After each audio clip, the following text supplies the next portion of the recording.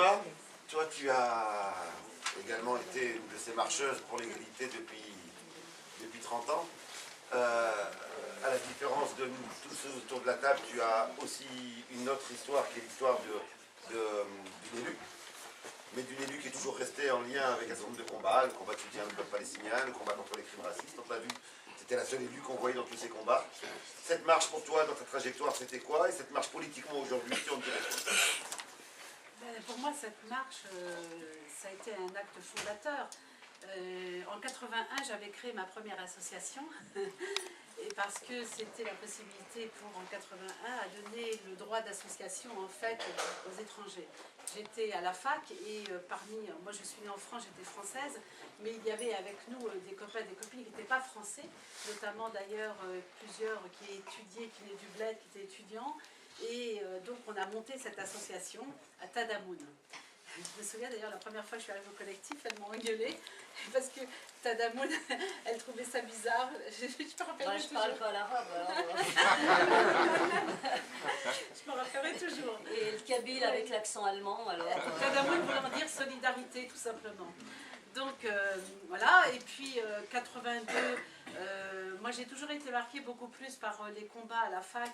Et 82, il y a eu Sabra et Shatila, et donc ça a été le mouvement qui pour moi a porté en fait en même temps, parce que Tadamoun on faisait beaucoup de langues et cultures d'origine, on faisait des soutiens scolaires, on travaillait beaucoup aussi sur les banlieues, puisque moi j'étais d'Argenteuil, et notre association avait des militants sur Argenteuil, sur le Valois. C'est comme ça d'ailleurs que je suis venue tout doucement vers le collectif, parce que je connaissais Samia, je connaissais, parce qu'à Levallois on a fait, d'ailleurs c'est là où il y a eu le forum justice au moment de la marche, à Levallois, et donc voilà quoi, donc pour moi cette marche quand elle est arrivée, elle a été un moment fort qui a marqué l'histoire, qui marque d'ailleurs l'histoire des luttes. Sachant bien aussi que dans l'histoire de ces luttes, on avait hérité bien sûr de la lutte pour l'indépendance, ça va de soi, mais on avait aussi hérité de toute la lutte. Il y avait la lutte des sans-papiers à cette époque, il y avait la lutte des foyers Sonacotra. Je veux dire, et que nous à Argenteuil, on avait 5 foyers Sonacotra, on était dans ces combats. Et donc je suis arrivée moi par une autre porte en fait, c'est-à-dire celle d'une association tout simplement qui était plutôt locale d'ailleurs, puisqu'elle intervenait localement sur différentes activités dans la banlieue nord, Argenteuil, Nanterre, Levallois, voilà, pour ceux qui connaissent un peu. Et ça a été un moment fort, un moment important, parce que d'un seul coup j'ai ressenti plein de convergences en fait, plein de choses qui m'ont interpellée directement, notamment ce sentiment d'injustice, ce sentiment de refus de l'impunité, parce qu'il y avait beaucoup de violences policières. Argenteuil, la Courneuve, on avait eu pas mal de frères qui étaient tombés par les armes des beaufs, mais aussi des violences policières, beaucoup également d'harcèlement avec les contrôles aux faciès, comme on dit aujourd'hui. Enfin voilà, donc c'était pour nous quelque chose qui nous interpellait directement. C'est comme ça que j'ai été, moi j'étais pas marcheuse à cette époque, je suis arrivée par cette petite porte et que j'ai rencontré les Salia et Kaïssa d'ailleurs, qui étaient déjà là au collectif. Et j'ai participé après régulièrement, alors bien sûr il y a eu l'arrivée de la marche, mais il y a eu aussi après des choses importantes dans l'histoire, les assises de Lyon, les assises de Saint-Étienne, qui ont été des moments importants parce que c'était des moments fondateurs aussi. En fait, bien que houleux, c'est vrai. Je faisais plutôt partie de ceux qui pensaient qu'il fallait s'auto-organiser, qu'il fallait absolument créer le rapport de force, qu'il fallait à un moment donné converger et dire c'est pas les autres qui vont nous aider, il faut qu'on s'organise nous-mêmes pour pouvoir réussir à avancer. C'était un petit peu sur cette démarche que j'étais. Pour moi la marche, elle avait aussi surtout une dimension politique importante, dans le sens où non seulement on devenait visible, mais en même temps on sortait personnellement, mais on sortait plus des activités culturelles, sociales, des activités de langue et culture d'origine, des activités d'échanges sportifs, pour arriver sur un terrain politique, c'est-à-dire l'égalité des droits, la justice, le droit de vote. je me souviens que c'était aussi, Oui, non, bah, absolument, évidemment, c'était déjà c'était dans les déjà. tuyaux, en tout cas dans le combat. Dans le La combat, lutte contre le racisme, c'était aussi à cette époque beaucoup d'expulsions. D'ailleurs, il y avait eu des grèves de la faim aussi, il y avait eu pas mal de choses qui s'étaient faites. Donc, tous ces combats étaient des combats auxquels je participais localement et qui trouvaient normal d'aboutir dans cette grande manifestation nationale, cet élan national qui était donné par la marche. Et puis pour moi, ça a été aussi fondateur parce que, à un moment donné, alors moi, contrairement à d'autres, j'ai toujours été dans des associations qui ont fait le lien entre les parents et les enfants. Je ne considère pas, et je n'ai jamais considéré, que nos parents rasaient les murs ou que nos parents baissaient la tête. Au contraire, je trouvais que nos parents menaient des combats et on devait en être fiers. Et je ne supportais pas, d'ailleurs on était en divergence. Et mercredi, il y aura plein de témoignages des luttes de ses parents. Je le dis pour les Lillois. Très bien. La guerre d'Algérie, hein, Bien c'est sûr. pas nous qui l'avons Non, faite, puis en hein. plus, je veux dire, c'était même à l'époque, moi je me souviens, à l'époque, mon père travaillait chez Chausson, il y avait des grèves à Chausson, et je peux vous assurer que nos parents, je veux dire, étaient à la pointe des combats, des grèves et tout ça. Donc non, il ne faut surtout pas dire, c'est un mensonge tout simplement que de dire ça. Alors donc, j'ai fait toujours partie des associations qui ont créé ce lien de génération et je considère toujours que ce lien est absolument important parce que, par exemple, quand on parle du droit de vote, c'est un combat qui est non seulement le combat de nos parents, mais c'est notre combat aussi. Je veux dire, comment peut-on nous parler aujourd'hui de démocratie si nos parents en sont privés? C'est le combat de toute la société. Ça, c'est un des exemples que je peux donner. Mais c'est le même exemple, par exemple, en tant que femme. Après, j'étais aussi dans un collectif qui s'appelait Les Yeux Ouverts. C'était un petit collectif de femmes étudiantes souvent d'ailleurs, de femmes algériennes et marocaines en particulier. Et dans ce collectif, nous avions décidé, parce qu'il y avait un gros problème sur le statut autonome des femmes, les femmes à cette époque n'avaient pas de statut autonome. Elles avaient un statut qui était lié à leur mari. Et lorsqu'elles divorçaient, elles étaient obligées de repartir, elles étaient expulsées, leur carte de séjour n'était pas renouvelée. Et pareil, en ce qui concernait les questions par exemple, le code de la famille s'appliquait à elles, même à nous d'ailleurs. Et ça, je l'ai découvert après, lorsque nous étions franco-algériens ou franco-marocains, eh bien, nous n'étions pas, concernés par les conventions bilatérales franco-algériennes ou franco-marocaines. On se retrouvait prises dans le statut autonome, dans le statut personnel des femmes, et non pas dans un statut autonome.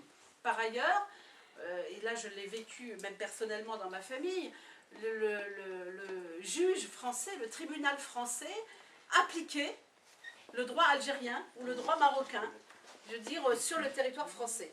Et donc, oui, pendant très longtemps, d'ailleurs c'est 92 qu'on a eu les premiers bon, je peux en parler un petit peu parce que ça a été le combat que j'ai mené. Pas trop longtemps. Pas longtemps. On va rebondir après. Et donc, on a monté une association de femmes à la suite de ce collectif Yeux Ouverts. Et on a eu une divergence d'ailleurs, parce que d'un côté, il y a des copines qui ont monté Nadabeur, et il y a nous qui avons monté les MAF, expression maghrébine au féminin. Et cette association refusait justement le discours qui disait les femmes doivent être, peuvent s'intégrer, je veux dire, mais pas les hommes, que les femmes étaient bien sûr les victimes, en fait c'était le frère était le voleur, le violeur, voilà. Et nous on refusait ce discours. On disait toujours que nous étions autant solidaires de nos pères et de nos frères que de nos mères et qu'il n'était pas question pour nous de séparer, de faire éclater des familles. D'ailleurs que la reconnaissance et le respect de notre histoire dépendait aussi de la reconnaissance et de la place qu'on avait dans ce pays qui était le nôtre et qu'il n'était absolument pas question de faire de différence. Voilà, donc on a mené des combats en tant que femme et on a réussi d'ailleurs en 89, on a obtenu les premières on va dire résolutions, les premières circulaires ministérielles sur le statut des femmes permettant à des femmes qui étaient divorcées d'obtenir une régularisation et d'avoir leur statut propre. Puis alors en 92, on s'est battu contre les conventions franco, alors ça il faut absolument en tirer un mot, les conventions franco-marocaines et franco-algériennes, qui permettaient à des femmes françaises de récupérer leurs enfants parce qu'elles faisaient des bateaux pour les récupérer leurs enfants, alors que nous, je veux dire, qui étions franco-algériennes ou franco-marocaines, on n'y avait pas le droit. parce qu'on était exclus de ces conventions. En fait, planait sur nous le code de l'indigénat. On était des Français musulmans, on n'était pas des Français à part entière, et on était des Françaises que sur le papier, parce que dans les conventions, on n'était pas reconnues que françaises, on n'avait pas les mêmes droits que les Françaises. Et ça, c'était complètement incroyable. En fait, c'était le passé colonial qui continuait à peser sur nous. Vous savez, les citoyens de seconde zone, hein, les Français musulmans qui avaient des droits différents des Français, c'était ça, on était ça. Voilà, donc le combat a été mené de manière très forte. Et puis on a poursuivi. Alors c'est vrai que j'ai fait aussi partie de ces... j'étais pas à Convergence parce qu'au contraire j'étais au CAIF, plutôt dans une... je dirais pas une divergence, mais bon, avec des différences par rapport à Convergence. Mais néanmoins, je sais que j'ai participé à plusieurs débats, y compris ici à Lille d'ailleurs. C'était une période où les MAF travaillaient beaucoup avec Lille. Oui, absolument. D'ailleurs, je voudrais rendre un hommage particulier à mon petit frère de Lille qui a disparu il y a 2 ans, Bouziane, qui faisait partie de ces marches, qui était, je veux dire, qui a été un de ces militants, qui a été un des premiers militants de l'EMAF, parce qu'il y avait aussi des hommes à l'EMAF. Et ça a été les combats qu'on a menés ensemble et on allait un peu partout en France. Donc pour nous, c'était un tournant politique important parce qu'on assumait des vrais combats politiques. C'est-à-dire qu'on n'était plus dans le culturel, on n'était plus dans l'artistique, on n'était plus dans le sportif, on n'était plus... Bien que ça, c'était important, hein, bien entendu, pour porter des messages. Et je me suis retrouvée, en fait, dans le champ politique, presque malgré moi d'ailleurs, parce que je ne m'en suis pas du tout... sur le coup, je n'ai pas du tout réalisé. J'étais pas encore dans un parti politique. Je me suis retrouvée... on est venu nous chercher pour être... personnalité locale, et je me suis retrouvée élue dans ma ville. C'est assez rigolo d'ailleurs parce que j'étais dans le même bureau municipal que Manuel Valls, Argenteuil. Il n'y a pas de quoi être fier, hein? Non, pas du tout. Mais je peux vous dire qu'il a beaucoup changé. C'était pas du tout le même. Hein. Voilà, donc et on a mené des combats, on a occupé des églises. J'ai fait partie de ceux qui ont occupé l'église à Saint-Bernard, qui a occupé pendant 1 an l'église de Saint-Denis pour les régularisations de sans-papiers. On a fait des grèves de la faim à l'église Saint-Méry contre les expulsions. Avec Manuel? Non, pas avec Manuel Valls. Non. Mais bon, voilà, le combat. Et je me suis trouvée élue. Mais tout en étant élue, mes combats au cœur des associations, en particulier des associations de femmes, parce que les femmes étaient très présentes. Hein. Aujourd'hui, on a l'impression qu'elles n'existent pas, mais elles étaient très présentes dans les cités, mais aussi dans les combats, dans les mères, les femmes, les filles. Elles étaient très... Moi, je me souviens, dans notre association, on avait la maman et la sœur de Toufi Kouanès, qui étaient très présentes aussi. Donc, les femmes elles étaient là, omniprésentes. Donc, voilà. Et puis, dans ces combats politiques...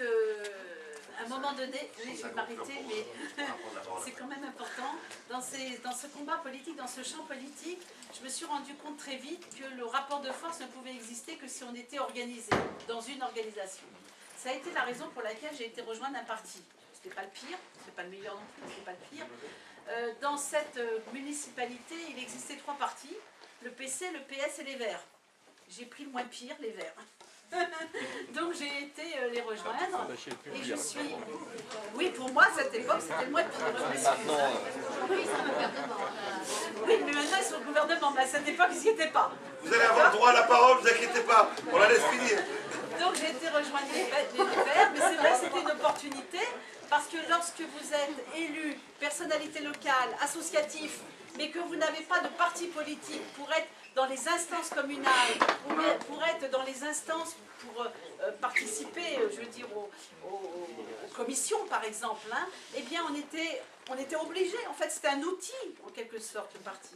Et c'est comme ça donc j'avais choisi les Verts plus comme un outil pour pouvoir me faire entendre.